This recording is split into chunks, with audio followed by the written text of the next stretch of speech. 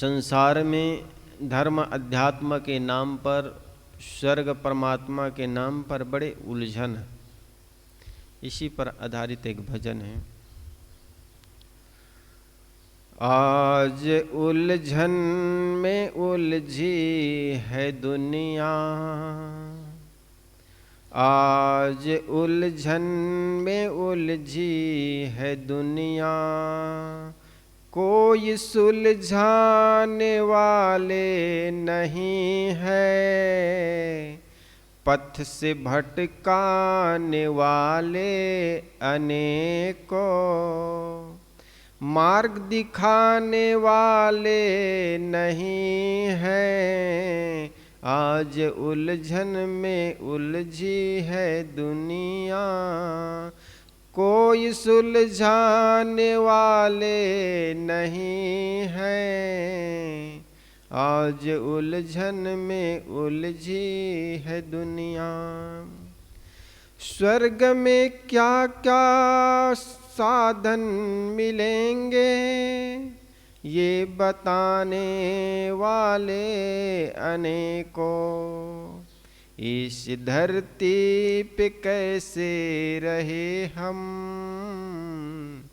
ये कोई बताने वाले नहीं हैं। स्वर्ग में क्या क्या साधन मिलेंगे, ये बताने वाले अनेकों, इस धरती पे कैसे रहे हम, ये कोई बताने वाले नहीं हैं।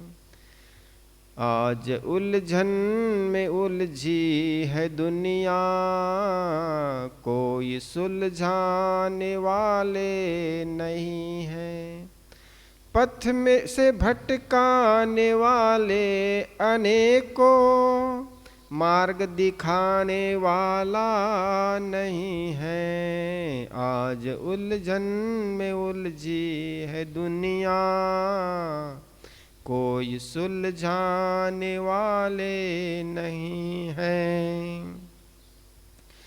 कोई हिंदू बना, कोई ईसाई है बना, कोई ईसाई, कोई हिंदू बना, कोई सिख है बना, कोई ईसाई, कोई मुसलमान, एक परिवार के सब सदस्य, कोई मिलाने वाला नहीं है, आज उलझन में उलझी है दुनिया, कोई सुलझाने वाले नहीं हैं। भूगोलिक खगोलिक को जाना, जिसको जानना था ओ न जाना, भूगोलिक खगोलिक को जाना, जिसको जानना था ओ न जाना, भूलों पे भूल करते हैं प्रेमी, कोई पछताने वाले नहीं हैं, आज उलझन में उलझी है दुनिया,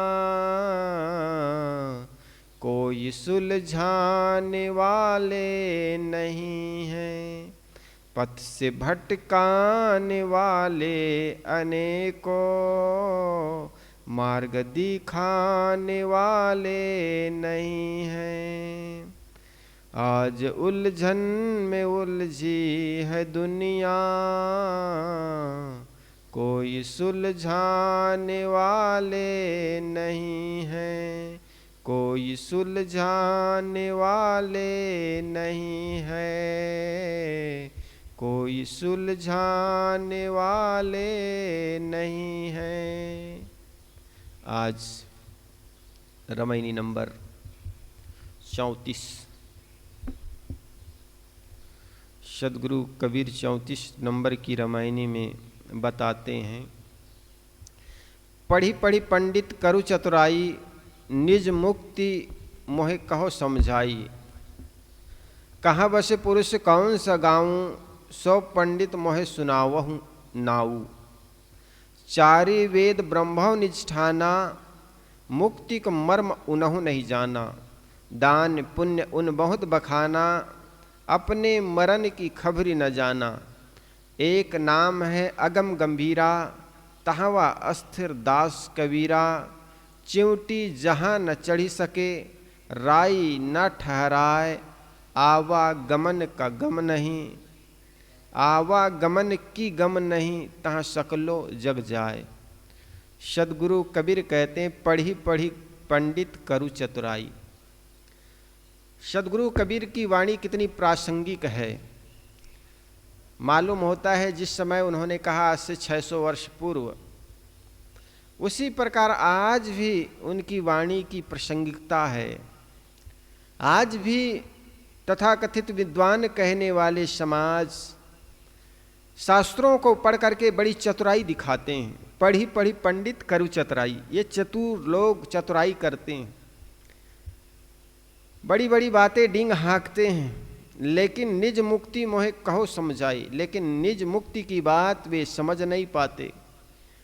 हे पंडितों, तुम शास्त्रों को पढ़ पढ़ करके अपनी बड़ी बुद्धिमानी दिखाते हो और दूसरों के सामने मुक्ति की रोचक व्याख्यान करते हो, परंतु यह तो किताब की बौद्धिक बातें हुई। तुम मुझे यह समझाओ कि तुम्हारा अपनी मुक्ति का अनुभव क्या है। जिस वेद शास्त्रों में कि तुम दुहाई देते हो हम बड़े धर्म ज्ञाता हैं, शास्त्रों को ज्ञाता हैं, तो ये बताओ कि मुक्ति का तुम्हारा अपना अनुभव क्या है। जो कि मुक्त तो वह व्यक्ति है जिसकी वासनाएं मिट गई है, लेकिन तुम तो चतुरतापूर्वक शास्त्रों का अध्ययन करके अपने ही स्वार्थ की पूर्ति में लगे हुए हो। आगे साहब कहते हैं, कहाँ बसे पुरुष कौन सा गाऊं, सो पंडित मोहे सुनावहु नाऊं। जिस ईश्वर या ब्रह्म की कृपा से तुम मुक्त होना चाहते हो या उससे मिलकर के तुम मुक्ति की बात करते हो कि भगवान से मिल जाते हैं, उसी में लीन हो जाते हैं, ये कहते हो, तो वह कहाँ बसता है ये समझाओ। उनका निवास कहाँ है, उनका लोक व धाम कहाँ है, उनका परिचय तो दो। चारे वेद ब्रह्मो निष्ठाना, मुक्ति को मर्म उनहु नहीं जाना। चारों वेदों का संकलन ब्रह्मा ने किया, ऐसा लोग मानते हैं। ब्रह्मा एक पदवी रही होगी, जैसे आजकल एसडीएम एक पद है,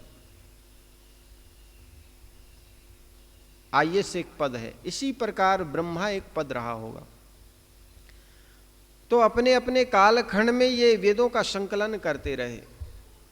इसी के बारे में साहब कहते हैं, इसके बारे में आगे व्याख्यान हम करेंगे और बृहद रूप में। चारों वेद का उन्होंने संकलन किया ऐसे मानते हैं। और वेद में क्या लिखा है, कर्मकांड और जातिवाद से भरा हुआ ग्रंथ है। मुक्ति की बात तो बहुत थोड़ी मोड़ी छूट-फूट है। तो अगर हम उसको मानते हैं कि उन्होंने वेद का संकलन किया, वेद के ज्ञाता थे, तो वेदों में तो मुक्ति की बात नहीं, मोक्ष की बात नहीं। तो ब्रह्मा जिन्होंने वेद शास्त्रों का संकलन किया वो भी मुक्ति की बात नहीं जान पाए, मुक्ति का मर्म उन्होंने नहीं जाना। दान पुण्य की बात बहुत किया है कि किस प्रकार के किनको दान करें, बलि प्रथा के संबंध में कौन कहाँ पर बैठे, इस प्रकार की चर्चा बहुत की है। दान पुण्य की बहुत बखान करते हैं, लेकिन अपने मरण की खबरी न जाना। अपने मरण की खबरी न जाना मतलब अपने निज स्वरूप को न जानने के कारण व्यक्ति समझो मरा हुआ है। निज स्वरूप को नहीं जाना तो उनके मरने से क्या होगा, वो तो पुनः पुनः जन्म लेकर के पुनः पुनः आना पड़ेगा। एक नाम है अगम गंभीरा, ताहवा अस्थिर दास कबीरा। सदगुरु कबीर कहते हैं एक नाम अगम गंभीर है, ऐसा मान करके उसमें उपासक लोग स्थिर होना चाहते हैं। साहब कहते चींटी जहाँ न चढ़ी सके। चींटी का अर्थ यहाँ पर वाणी से है। राई न ठहराए, जहाँ पर बुद्धि भी ठहरता नहीं, आवागमन की गम नहीं, तहाँ शकलो जग जाए, ऐसी जगहों पर ये संसार के लोग चले जा रहे हैं। ये तो सरलार्थ हुआ। अब इसकी व्याख्या सुनिए। पंडित शास्त्रों एवं धर्मशास्त्रों के ज्ञाता होते हैं, शास्त्र एवं धर्म ग्रंथ बहुत है, वे उनके अध्ययन के आधार पर जनता में मुक्ति के विषय में व्याख्यान देते रहते हैं। यहाँ पंडितों का अभिप्राय कर्मकांडी एवं कथा वार्ता करने वाले पुरोहित पंडितों से है। पंडित शास्त्रों के पढ़ने पढ़ाने में लगे रहते हैं, वे प्रायः साधना पर ध्यान नहीं देते। वे शास्त्रों का उदाहरण देकर जनता को मोक्ष के विषय में समझाते हैं, परंतु स्वयं मोक्ष के अनुभव से शून्य होते हैं। पंडित जानता कुछ नहीं है, मानता कुछ अन्य है, तथा करता कुछ दूसरा ही है। पंडित विद्या बुद्धि एवं शास्त्रों के अध्ययन के बल पर मोक्ष का वर्णन करता है। सद्गुरु कहते हैं, शास्त्रों के बल पर बताया गया मोक्ष तो बुद्धि विलास एवं वाक्य चतुरी मात्र है। हे पंडित, तो अपने अनुभव बताओ, तुम्हारे मोक्ष का क्या अनुभव है? दूसरों की गाय गिन लेने मात्र से गाय का दूध मिल नहीं जाएगा, दूध स्वयं को पीना पड़ता है, केवल गाय गिनने से पेट भर नहीं जाएगा। अतएव शास्त्रों के बल पर मुक्ति का व्याख्यान प्रायः नहीं पर्याप्त नहीं है, किंतु विषयों को त्याग कर वासनाहीन होकर स्वयं मुक्ति का अनुभव करना चाहिए। पंडित लोग धर्मशास्त्रों, महाकाव्यों एवं पुराणों के आधार पर श्रोताओं को यह बताते हैं कि अंतरिक्ष में भगवान की विविध लोक एवं धाम हैं।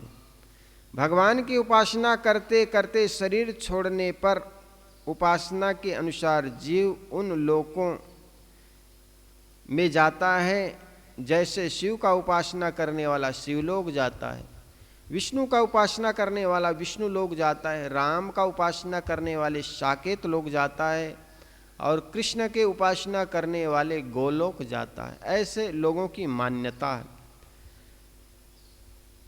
इस प्रकार भगवान के धाम में पहुंचकर उपासक मोक्ष का अनुभव करता है। पंडितों द्वारा कही गई उक्त सारी कहानियां मनोरंजक मात्र है, इनकी बालीला है। इन कथनों को आड़े हाथों लेते हुए सद्गुरु कबीर पूछते हैं कि हे पंडित, बताओ वह भगवान ब्रह्म पुरुष कहाँ निवास करता है, उनका गांव कहाँ है? यदि वह किसी गांव में, लोक या धाम में निवास करने वाला है तो वह तो देहधारी व्यक्ति है। व्यक्ति होने से उसने जन्म लिया होगा और आखिरी में वह मरेगा भी। फिर उस ऐसे ईश्वर से तुम्हें पूर्णता कैसे मिलेगी? किसी देश और काल में जाकर किसी दूसरे ब्रह्म से मिलने या मोक्ष मानने की बातें मोक्ष तत्व में पूर्ण अनभिज्ञता का फल है। ये मानते हैं कि मोक्ष पाने वाला व्यक्ति किसी परमात्मा को जाकर मिलता है और वो कहीं पर रहता है, तो इसका मतलब वो मनुष्य हो गया, और वो मनुष्य है तो जन्मता है, वो मरता भी होगा। और जो जन्म मरण के चक्कर में है उनसे मिलकर के तुम मुक्ति की बात करते हो, तो वह तो मोक्ष की अनभिज्ञता बातें हुई। मोक्ष के मिलने पर आदमी मिलना बिछुड़ना कहाँ होता है? अपने आप जब विषयों से व्यक्ति मुक्त हो जाता है, समझो वो मोक्ष हो गया उनकी। साहेब आगे कहते हैं, चारे वेद ब्रह्मव निष्ठाना, मुक्ति का मर्म उन्हों नहीं जाना। ब्रह्मा ने समाज में चारों वेदों की स्थापना की, उनका खूब प्रचार किया, परंतु मुक्ति के रहस्य को वे भी नहीं जान पाए। वेदों को रचने वाला एक ब्रह्मा नहीं, बल्कि हो सकता है इन्होंने संकलन किया। मैंने कहा था ना, एक पद हो सकता है, पदाधिकारी होते हैं, वो बहुत सी बातों को संकलित करके रखता है। तो इसी प्रकार वेद के बहुत से रचयिता हुए, जैसे पिता, पुत्र, फिर उनके दादा, या यूं कहें दादा परदादा, पिता दादा परदादा, या पुत्र पौत्र और प्रपुत्र इत्यादि के द्वारा संकलित अर्थात याद करते रहे। वेदों के मंत्रों को कोई कहते हैं ना कि भगवान ने बनाया, भगवान ने नहीं बनाया है, बल्कि हर वेद के ऋचा के अंत में उस ऋषि का नाम लिखा हुआ है जिन्होंने उस वेद के ऋचाओं को लिखा है। संकलन करने वाले ब्रह्मा हो सकते हैं, और ब्रह्मा मैंने कहा ना एक पद हो सकता है, उसमें हजारों ऋषियों का वर्णन है, जैसे पुलस्त, कांचीवान, दीर्घतमा, भरद्वाज, वामदेव, अगस्त, कनौ, विश्वामित्र, अंगिरा, वशिष्ठ, पराशर, अत्रि और इसी प्रकार नारद, प्रियमेध, कवश, बंधु, सुमित्र आदि बहुत से ऋषियों के नाम है जिन्होंने वेदों की ऋचाओं की रचना की। ये सैकड़ों या कहना चाहिए हजारों वर्षों के क्रम में पीढ़ी दर पीढ़ी के पिता, पितामह, पर पितामह एवं पुत्र, पौत्र, प्रपौत्र द्वारा प्राणित हुई है। गुरुओं ने या पिताओं ने रचकर शिष्यों एवं पुत्रों को बनाया, सुनाया। लोग कंठ करते गए, गाते गए। जब उनकी परंपरा में लिखने का ज्ञान हुआ तब ये चाम पर, कपड़े पर, काष्ठ पर, वृक्ष के छाल पर आदि पर लिखने लगे और समय समय से वनवासी झोपड़ियों में आग लगने पर वे आग में जल जाते थे। बचे खुचे अंश कभी ऋषियों पंडितों की सभा में संपादित हुआ और वेद नाम से प्रचलित हुआ।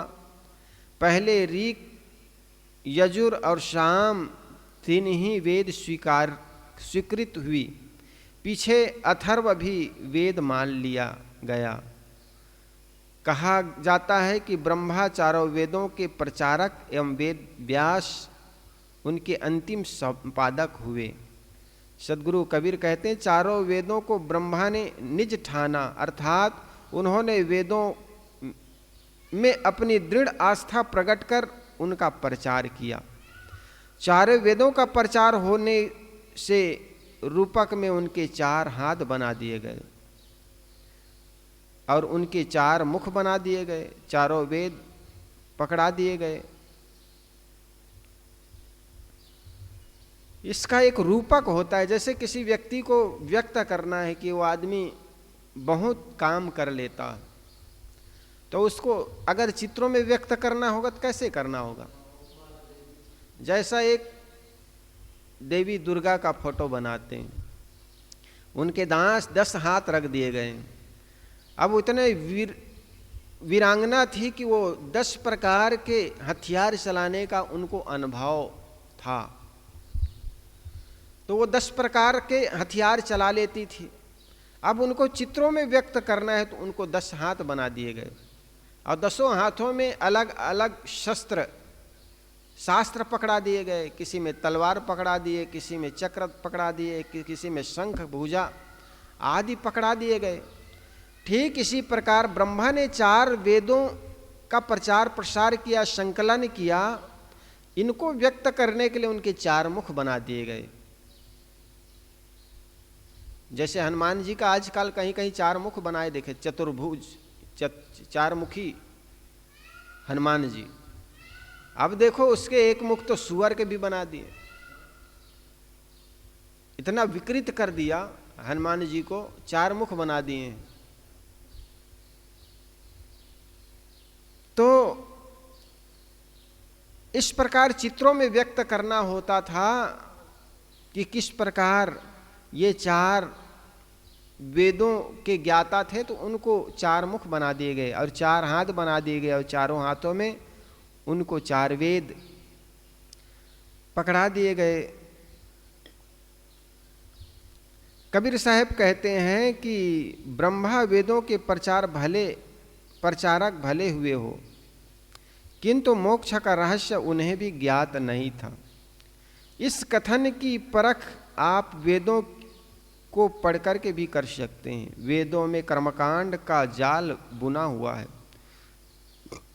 अनेक प्राकृतिक शक्तियों को देवी देवता मानकर उनको खुश करने के लिए अधिकतम ऋचाएं एवं सूक्त बने। वेदों में ऋषि बारंबार उन कल्पित देवी देवताओं से पुत्र, धन, निरोग्यता, अनिष्टों एवं शत्रु से रक्षा, दीर्घायु आदि मांगते हैं। वे मिथ्या अवधारणाओं से संबलित क्रिया बहुल्य यज्ञ करते हैं, छक्कर सोम रस पीते हैं और यज्ञ में अर्पित बलि का प्रसाद खाते हैं तथा गाते बजाते और मस्त रहते हैं। वैदिक ऋषि इस लोक में छक्कर भोग भोगना चाहते हैं तथा मर जाने के बाद स्वर्ग में भी वही चाहते हैं। फिर इन वेदों का प्रचारक ब्रह्मा मुक्ति के रहस्य को क्या जान सकता है? वैदिक ऋषि और ब्रह्मा कल्पित देवताओं की उपासना एवं कर्मकांड से ही लीन है, इसलिए वे प्रायः मोक्ष तत्व से दूर है। ब्रह्मा कर्मकांड के ही प्रचारक थे, इसलिए उन्होंने दान पुण्य करने की भी बात बहुत की है। वस्तुतः यज्ञ के बड़े पुरोहित को ब्रह्मा कहा जाता है, इसलिए मुंडक उपनिषद का ऋषि कहता है कि चारों वेद छह वेदांग संसारी विद्या है और जिसमें अविनाशी का बोध होता है वह उससे परे है।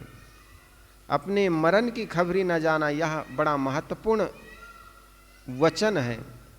अपने अविनाशी स्वरूप का बोध न होना और विषयों में ही उलझे रहना, यही अपनी आध्यात्मिक मौत है।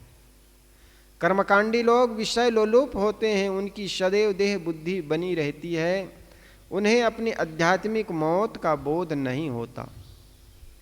एक नाम है अगम गंभीरा, तहवा अस्थिर दास कबीरा। कर्मकांडियों ने ओम को ही एक अगम गंभीर नाम माना है। प्रसंग वही होने से यहाँ ओम भी लिया जाना ज़्यादा ठीक लगता है। जैसा भिन्न भिन्न उपासक अपने मतों द्वारा कल्पित नामों को ही सर्वोपरि एवं अगम गंभीर मानते हैं, हर उपासक अपने कल्पित नाम में दृढ़ रखते, उन्हें जपते आदि से कल्याण मानते हैं। नाम में स्थित होने का अर्थ है किसी नाम विशेष में मन लगाना।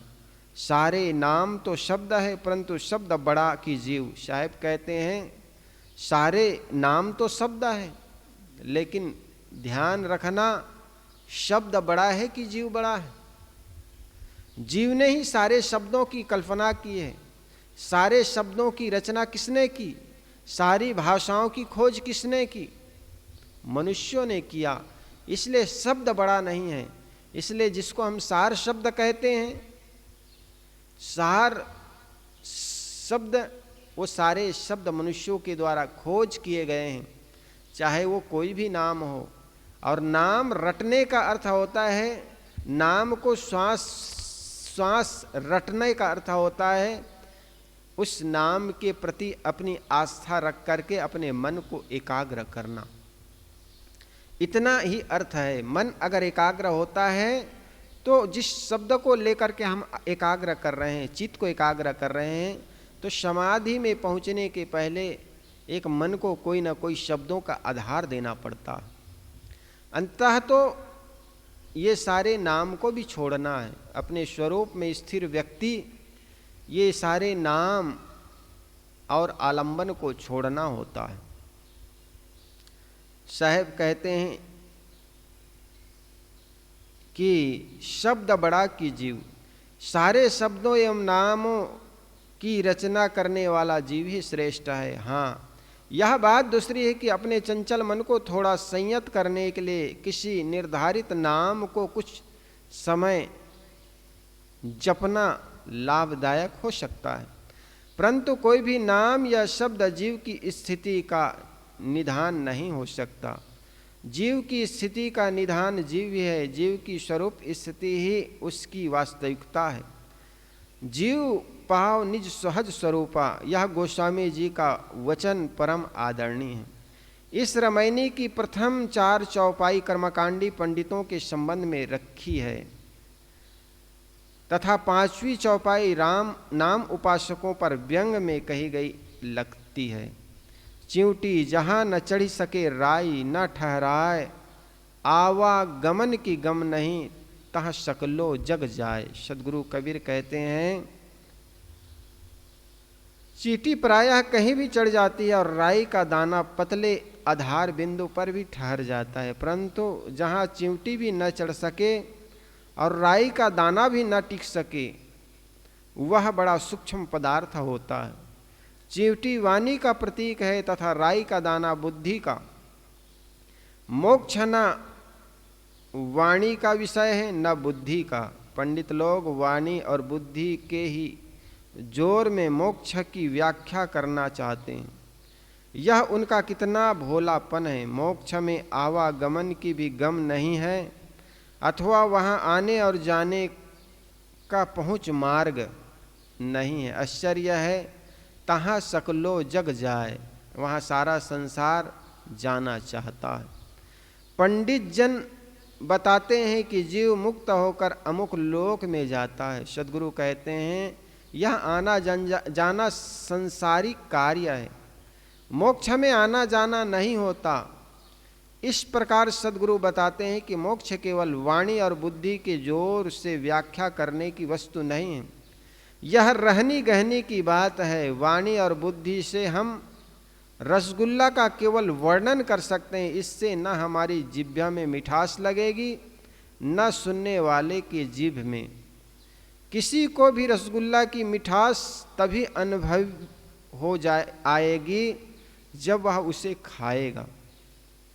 इसी प्रकार वाणी और बुद्धि के जोर पर हम केवल मुक्ति की महिमा का कथन और श्रवण कर सकते हैं।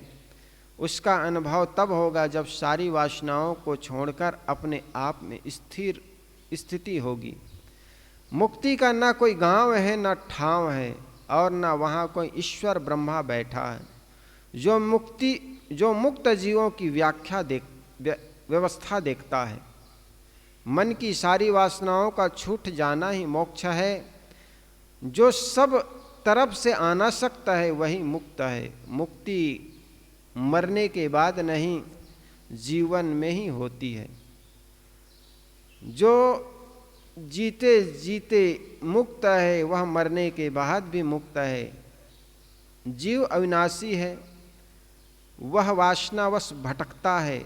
वासनाओं के छूट जाने पर जब आज वह अपने स्वरूप में स्थिर हो गया तो शरीर छूट जाने के बाद भी अपने स्वरूप में ही स्थिर रहेगा। कई बार साधक पूछता है कि जीव मुक्त होकर के कहाँ जाता। जीव मुक्त होकर के कहीं आता जाता नहीं है, बल्कि अपने स्वरूप में लीन हो जाते हैं। संतों ने इतनी ही बात कही है। और वाणी वहाँ तक चिंटी जहाँ न चढ़ी सके राई न ठहराए, ये भी कहा जाता। जिसका वहाँ पर वाणी का पहुँच नहीं है, वहाँ बुद्धि की पहुँच नहीं है। बुद्धि से वाणी से हम उनको व्याख्यान करना चाहें तो बातें उलझ जाएगी। जैसे मैंने बताया था ना, एक दिन दो भिखारी लड़के थे, दोनों भीख मांगकर अपने जीवन गुजारा करते थे। एक लड़का सूरदास था, उनकी आंखें नहीं थी। रोज तो भीख मांगने साथ साथ जाते थे, लेकिन आज सूरदास जगह नहीं तो आंख वाले मित्र पहले उठ गया और चला गया भिक्षा लेने के लिए। उनको सुंदर सफेद सफेद खीर मिल गई। खीर मिल गई तो खीर खाकर बड़ा तृप्त हो गया और मन में सोचा यार कोई पात्र लाया होता तो मैं अपने सूरदास जो मित्र है उनके लिए खीर लेकर के जाता, लेकिन अफसोस कोई पात्र नहीं है और खीर ले भी नहीं जा सकता हूँ। लेकिन खाया तो बड़ा मीठा लगा, बड़ा अच्छा लगा। सूरदास के पास आया, आकर कहने लगा मित्र क्या बताऊँ, आज खीर बनी थी, बहुत बड़ा सुंदर लगा, अच्छा स्वाद अच्छी रही। उसका स्वाद, खीर का स्वाद बहुत बढ़िया रहा, लेकिन अफसोस कि आपके लिए लाया नहीं। मित्र ने कहा खीर क्या होती है? तो आंख वाले ने कहा मित्र खीर सफेद होती है। उन्होंने कहा मित्र अभी तो तुमने खीर पूरी बात बताए नहीं, अब फिर कहते हो सफेद होती है, तो बताओ सफेद कैसा होता है? बात उलझ गई ना। तो उस लड़का ने तालाब के किनारे बगुला को देखा था। उन्होंने कहा बगुला जैसे। सूरदास ने कहा यार तुम तो बात उलझाते चले जा रहे, पहले तुम कहते हो खीर सफ़ेद होती है, फिर कहते हो बगुला जैसे, फिर अब बताओ बगुला कैसे होता है। तो उन्होंने कहा यार घर में दतारी और टेढ़ा होता है, उनका मुख वैसा होता है, हसिया जिसको कहते हो, दतारी जिसको कहते हो। तो उन्होंने हाथ को ऐसे ही मोड़ा दतारी जैसे, दांता क्या कहते हो, दतारी कहते हैं ना उसको। तो हाथ को ऐसे ही मोड़ा और उन्होंने कहा ऐसे हाथ फिरा इसमें, उन्होंने हाथ फिराया और हाथ फेरते ही सूरदास एकदम नाचने लगे। बस बस जान गए मैं खीर टेढ़ा होता। आंख वाले ने माथा ठोक लिया, भले आदमी, खीर टेढ़ी नहीं होती है, खीर मीठी होती है, अच्छी होती है, सफ़ेद होती है।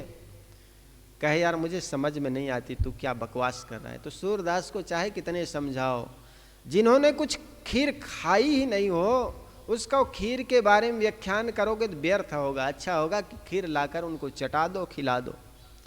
जो व्यक्ति रसगुल्ला नहीं खाया उसके सामने रसगुल्ले की व्याख्यान करोगे तो क्या समझ पाएगा। इसी प्रकार मोक्ष का जिसको अनुभव नहीं और तुम मोक्ष के वर्णन करते जाओ तो वो शब्दों को पकड़ेगा, और शब्दों को पकड़ेगा, भाव को अंदर से जो भाव है उस समझ में आएगा नहीं, उनको यथार्थ उनको समझ में नहीं आएगी। इसी प्रकार चिवटी जहाँ न चढ़ी सके राई न ठहराए। साहेब कहते हैं जहाँ पर वाणी पहुँच नहीं सकती, बुद्धि की पहुँच जहाँ नहीं है, उनकी व्याख्यान करते तुम क्या फिरते हो। उनको तो अनुभव किया जा सकता है। इस प्रकार हमारे संतों ने बताया।